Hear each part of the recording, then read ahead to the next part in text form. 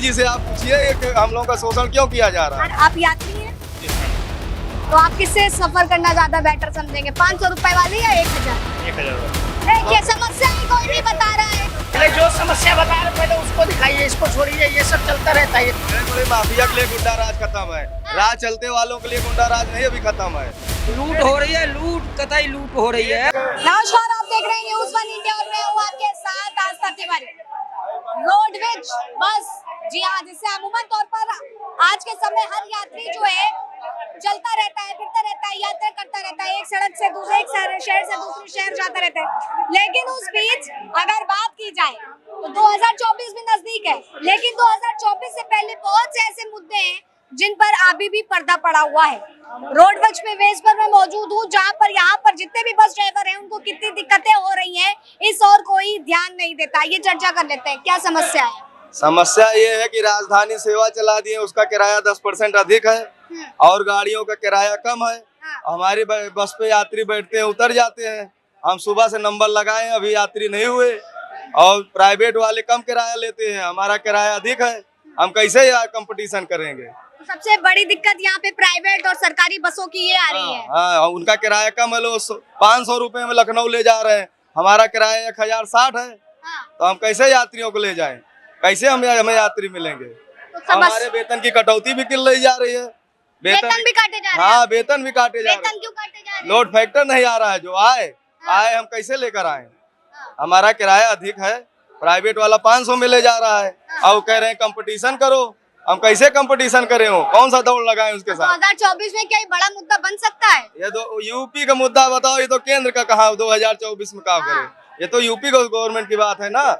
तो मंत्री जी से आप पूछिए कि हम लोगों का शोषण क्यों किया जा रहा है। अरे तो इसीलिए तो हम चर्चा कर रहे हैं, क्योंकि यूपी में भी तो राजनीति तेज है ना। अभी 24 नहीं जानते, जो आपको मुद्दा बता रहे हैं पहले इसको उठाइए। हाँ, हम लोग परेशान है बहुत, हमारा वेतन भी नहीं बढ़ रहा है, वेतन रिकवरी भी है और सब वो लोग किराया कम लेते हैं, मारपीट भी करते हैं। आप लोग ने शिकायतें नहीं करी, अपने विभाग में बात रखी नहीं, एप्लीकेशन नहीं दी? शिकायत की थी, मंत्री जी कह रहे हैं कि डग्गा मार कहाँ है, वो लोग मारपीट करते हैं बाहर, उनके आदमी लगे हुए हैं। किसके आदमी? डग्गा मार, प्राइवेट वाहनों के डग्गा मार आदमी लगे हैं, मारपीट करते हैं हम लोगों से, रास्ते में सवारी नहीं लेने देते हैं, कहते हैं पीछे पीछे चलो, और यहाँ सवारी नहीं आती। क्यों, यूपी में तो गुंडा राज खत्म हो गया? कहाँ खत्म हो गया?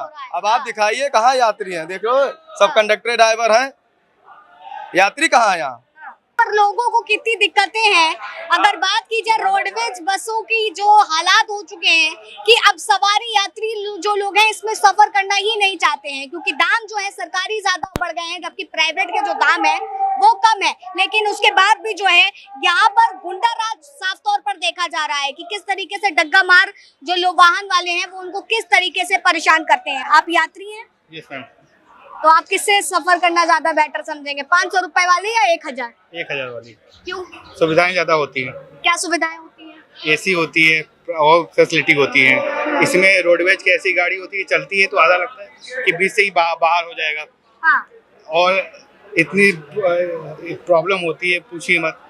सबसे बड़ी टाइमिंग की दिक्कत होती है और भी बहुत सारी प्रॉब्लम होती है। तो कहीं ना कहीं यूपी गवर्नमेंट यहाँ पर फेल होती दिख रही है। बिल्कुल फेल है, सुविधाएं के नाम पर कुछ भी नहीं है। आप बस देख लीजिए, कोई भी रोडवेज आप उठा के देख लीजिए गाड़ी, ऐसा होता है कि अगर ब्रेक मारे तो रास्ते में 2 पार्ट हो जाएंगे गाड़ियों के। ये हालात रहते ये हैं। हालत है। तो मैम तो सुविधाएं तो है नहीं, इम्प्रूवमेंट तो कुछ हुआ नहीं है, तो उससे अच्छा तो प्राइवेट ही सही है, कम से कम फैसिलिटी तो मिल रहा है। तो बस किराया बढ़ाया जा रहा है हमेशा। किराया जो होता है अभी इधर बढ़ाया था, उसके पहले पिछले साल बढ़ाया था, किराया हमेशा बढ़ते रहते हैं, लेकिन बाकी फैसिलिटी के नाम पर कहीं कुछ नहीं मिल रहा है। लेकिन जिस तरीके से इन लोगों का आरोप है कि डग्गा मार इन पर हमलावर होते हैं, तो क्या वाकई यूपी में गुंडा राज खत्म है? क्योंकि अब जब यहाँ पर ड्राइवरों को मारा जा रहा है। नहीं, गुंडा राज तो मैम इम्प्रूवमेंट हुआ है उसमें, लेकिन फैसिलिटी के नाम पर कहीं कुछ भी नहीं हुआ है। फैसिलिटी कहीं कुछ नहीं सरकार कर दे रही है। अब बताइए, कह रहे हैं जब फैसिलिटीज ही नहीं है गाड़ी में। बड़े बड़े माफिया के लिए गुंडा राज खत्म है, राज चलते वालों के लिए गुंडा राज नहीं अभी खत्म है। हाँ। लेकिन अब जिस तरीके से बता रहे हैं कि हमें फैसिलिटीज नहीं मिलती है, तो हम क्यों समझ? क्या फैसिलिटी आइए दिखाएं, आइए। क्या फैसिलिटी? 10% इसका किराया अधिक है, इसका 10% कम है। अब ये भी नई गाड़ी है, ये भी नई गाड़ी है, तो अब इस पर कैसे यात्री हम बैठाएं? अब यात्री कह रहे हैं हमें ना एसी की सुविधा इसमें है, ना सीटें सही है। इसका किराया 10% ज्यादा है और इसका कम है, बगल में यही कंपटीशन करा दिए हैं। हम लोग परेशान हैं, हम कैसे सवारी बैठाएं। अब मैं एक सवारी बैठी है और इसको जाना है अभी मथुरा कट, अब सवारी नहीं हो रही है, कैसे हम इसमें बैठाएं। उसमें कह रहा कम पैसे वाली गाड़ी आएगी तब उसी में सब जाएंगे।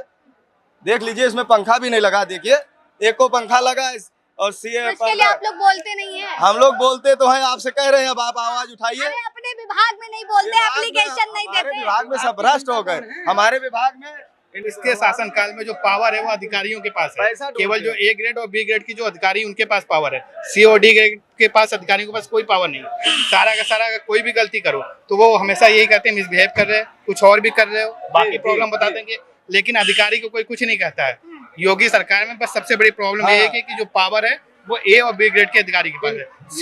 सी और डी वाले जो होते हैं उनकी कोई इज्जत नहीं है इससे शासनकाल में, कहीं कोई वैल्यू नहीं है, कहीं कुछ भी नहीं होता है इनके लिए, ना इनकी कोई प्रॉब्लम होती है तो इनकी सुनवाई भी नहीं होती है। 5 साल पहले वर्दी मिली थी, अभी तक वर्दी नहीं मिली, ये फट गई है। देखिए और कैसा कपड़ा है, देखिए गर्मी के बारे में आप ये देखिए, आप दिखाइए पंखा कितने चल रहे हैं, ये यात्रियों के लिए कितनी सुविधाएं दे रहे हैं। ये तो केवल लूट कर रहे हैं, किराया बढ़ा रहे हैं। कर्मचारी को इन्होंने कुछ दिया? मोदी जी ने कहा था कि समान काम समान वेतन। जो संविदा कर्मचारी हैं, रोडवेज के चालक हैं, परिचालक हैं, उनके लिए कुछ दिया? अभी तक नहीं दिया और न देने हैं इनको। बस अड्डे पर मौजूद है, ये कौशाम्बी बस अड्डा लगता है। हालात किस तरीके से बदतर होते नजर आ रहे हैं, क्योंकि लगातार ये तो काम कहा जा रहा है कि योगी सरकार में काम तो हो रहा है, लेकिन इसके पीछे जो अधिकारी हैं वो किस तरीके से घोटालों को कर रहे हैं। क्योंकि लगातार बसों का किराया तो बढ़ा दिया जाता है, लेकिन उस किराए के साथ साथ में जो बस ड्राइवर्स हैं उनको किस तरीके से दिक्कतें हो रही हैं, क्योंकि अब सवारियां नहीं बैठती है। तो जब इसमें लोग नहीं बैठते हैं, उसके बाद जो इनका जितना भी रहता है, जब ये वापसी करते हैं तो उसके बाद जो है चर्चा ये उठ जाती है कि अब तुमने काम ही नहीं किया तो अब तुम यहाँ पर बैठो।